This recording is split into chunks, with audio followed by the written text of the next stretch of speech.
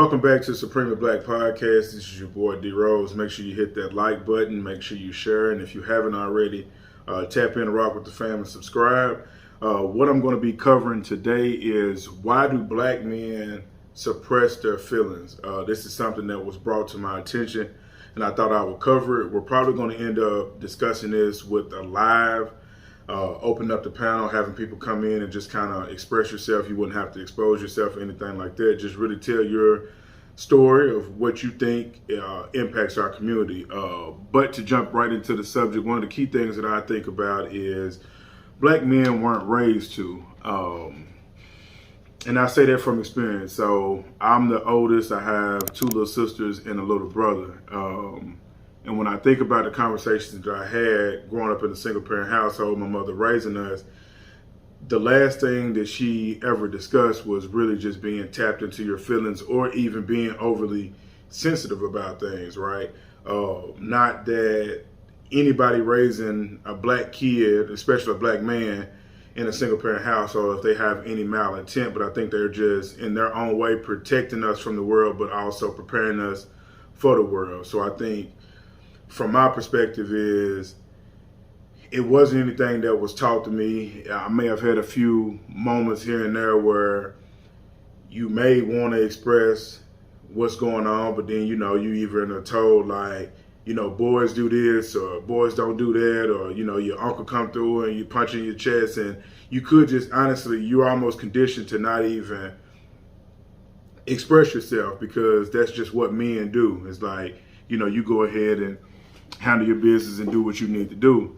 And I think for now, as you think about it, I'm being 30 and being more expressive than I ever was growing up. You see that the younger generation now is more in tune with their feelings. And even I was one of the older guys that was like, man, that little boy sensitive as hell, or you got to watch him type shit. But it's more or less it's because it's an open environment now for black men to express themselves, and it's healthy. I think that they should. Now, there is a time where, to be honest with you, with our protective spirit and just that certain it factor that we have, everything shouldn't be ultra sensitive. Now, I do think that sometimes people could try to get over and play victim with everything. That's not what I'm saying. But I think the number one thing for me was that I just wasn't raised to it, just using my example.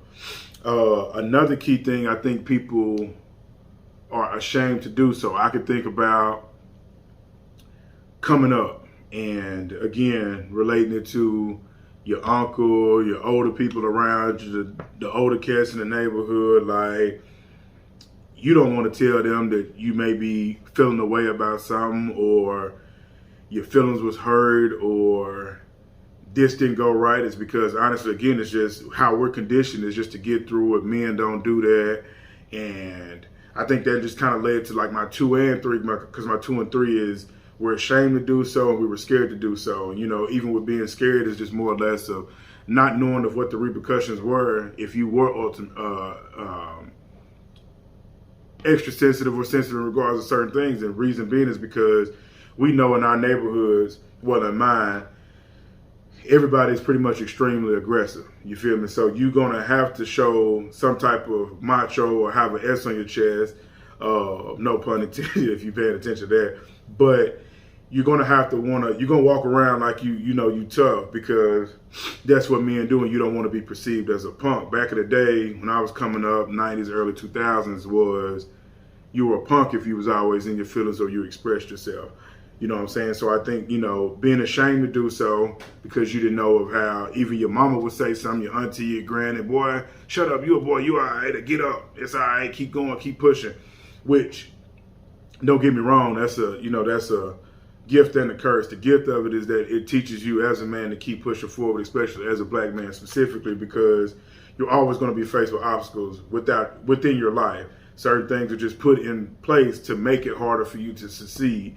Now, that could be a mental block, because when you think about it from a relationship, when you're trying to express yourself to a woman or you express yourself in a difficult situation, you may lack that intellect or intelligence because that's something that you suppressed your entire life. So that could really make people ticking time bombs. Honestly, some of the guys that I know that are the most dangerous people that was looked at in our community had a lot of shit that went on with them younger, and if they would have been able to express themselves, they would have had the emotional intelligence as we got older to be able to get through a lot of those situations. But since people lack that, and we don't necessarily do it within our communities, we either have people that may either turn to drugs, crime, or suicide, which is rising as well amongst our communities and our younger kids. So that's definitely something to keep an eye on. But being able to express yourself it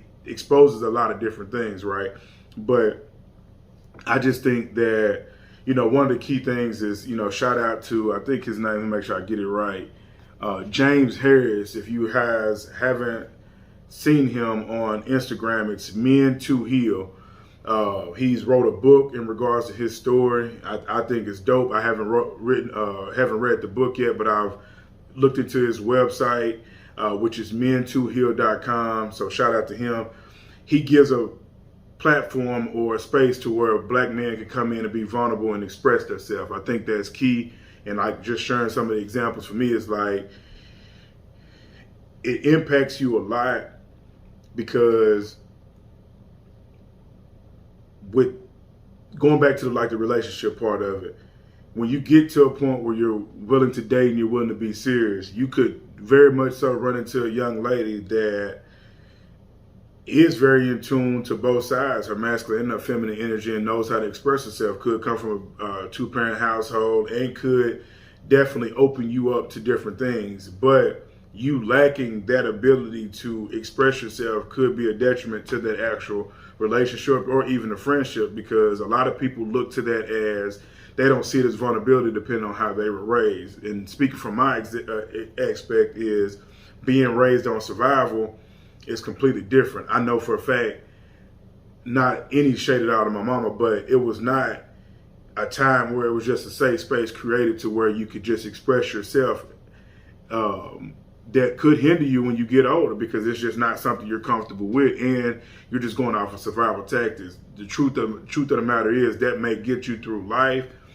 but you also going to run into some roadblocks when you build relationships with people, whether that's a friend or if that's a companion that you want to spend the rest of your life with. I think it's just helpful for people like Mr. James Harris that has created a platform that allows black men to be vulnerable and not judged, to express themselves, because ultimately it helps you all around in life.